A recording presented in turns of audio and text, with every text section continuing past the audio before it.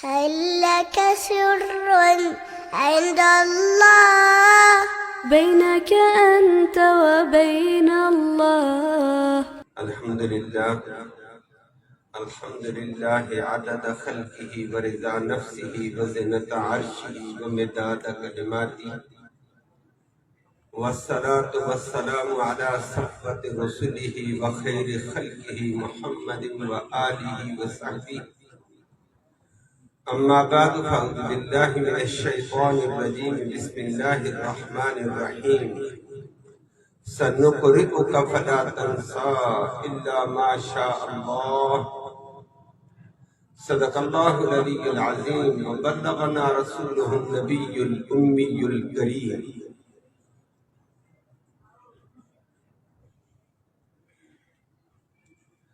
زینت مجلس حضرات علماء کرام، قراء اعظام، حفاظ کرام اور علاقے سے تشریف لانے والے معزز علماء،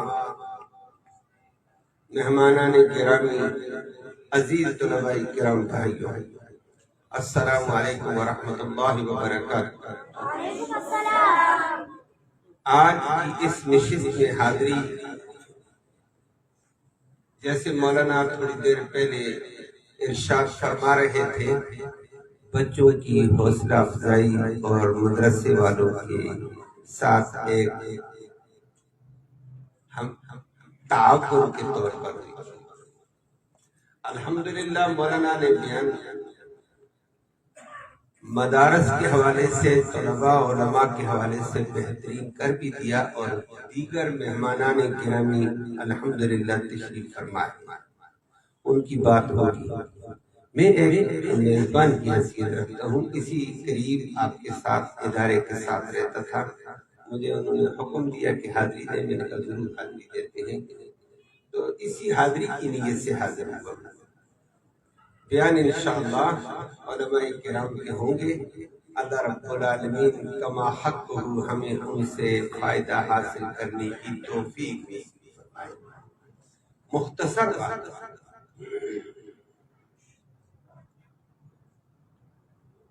یہ قرآن کی تعلیم، یہ وہ عظمت والی تعلیم ہے، یہ دین کی تعلیم، وہ عظمت والی تعلیم ہے۔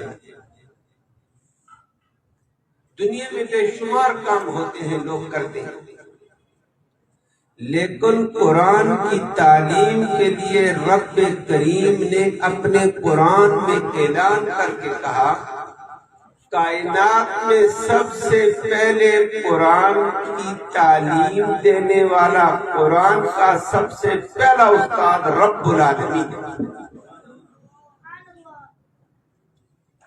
اور شاگرد سب سے پہلا شاگرد قرآن کو پڑھنے والا طالب علم رحمت للعالمین ہے۔ میری بات سمجھ آئیے؟ سب سے پہلے قرآن پڑھانے والا وہ رب العالمین ہے، اور سب سے پہلا طالب علم وہ رحمت للعالمین محمد کریم صلی اللہ علیہ وسلم۔ استاد بھی اعلیٰ تھا، شاگرد بھی اعلیٰ، نتیجہ پھر اعلیٰ، نتیجہ بھی اعلیٰ۔ استاد کامل ہو، شاگرد بھی کامل ہو، نتیجہ پھر اعلیٰ ہونا۔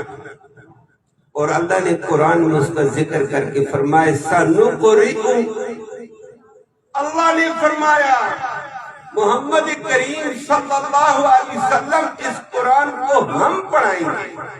پڑھانے والا اللہ رب العالمین، استاد کا ذکر سنقرئکم، اور سنقرئک کے اندر شاگرد کا ذکر، طالب علم کا ذکر، فرمایا پڑھائیں گا اللہ کس کو؟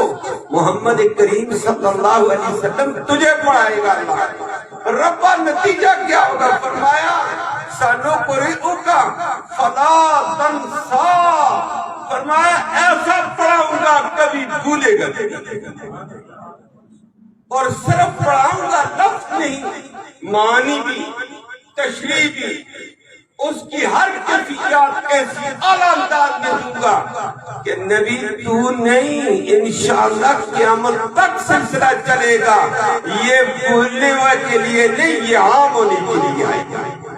اور اللہ رب العالمین نے اس کو ایسے چلایا ہے۔ تو کبھی کبھی احباب کہہ دیتے ہیں مولانا نے دو طبقے تقسیم کیے تھے، ایک دین والا، ایک دین کی خدمت والے عوام، اللہ دونوں کو اجر عطا فرمائے۔